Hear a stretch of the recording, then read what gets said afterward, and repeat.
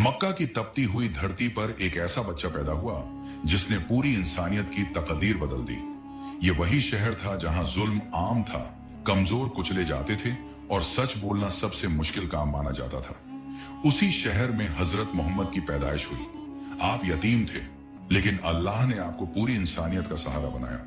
बचपन से ही आपको अल अमीन और अस सादिक कहा जाता था, यानी सच्चा और अमानतदार।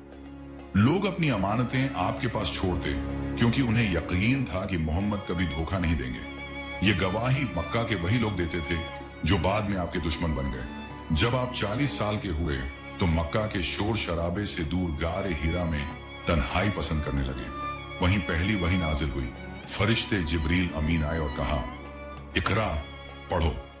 यह पल पूरी दुनिया के लिए रहमत की शुरुआत था। आपने लोगों को सिर्फ एक बात की दावत दी, एक अल्लाह की इबादत और इंसाफ भरी जिंदगी। लेकिन बदले में आपको ताने, जुल्म और तकलीफें मिली। सही हदीसों में आता है कि मक्का के लोग रास्ते में आपके ऊपर कांटे बिछाते, गंदी चीजें फेंकते। एक बार जब आप सजदे में थे तो ऊंट की ओहड़ी आपकी पीठ पर डाल दी गई, मगर आपने बद्दुआ नहीं दी।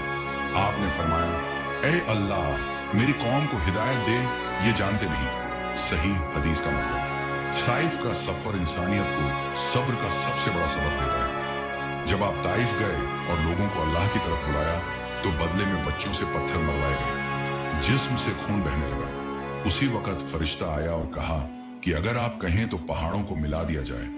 लेकिन आपने कहा, नहीं, शायद इनकी नस्लों में से कोई अल्लाह को मानने वाला पैदा हो जाए।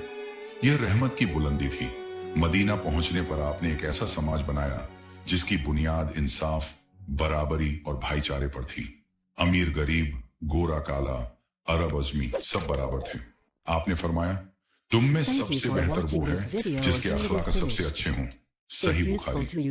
आपका रहन सहन बेहद सादा था। महीनों घर में चूल्हा नहीं जलता, खजूर और पानी पर गुजारा होता।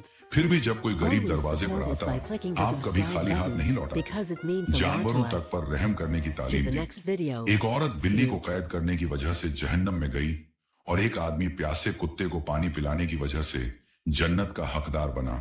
यह सब हमें सही हदीसों से मिलता है। आखिरी खुतबे में आपने इंसानियत को आखिरी पैगाम दिया।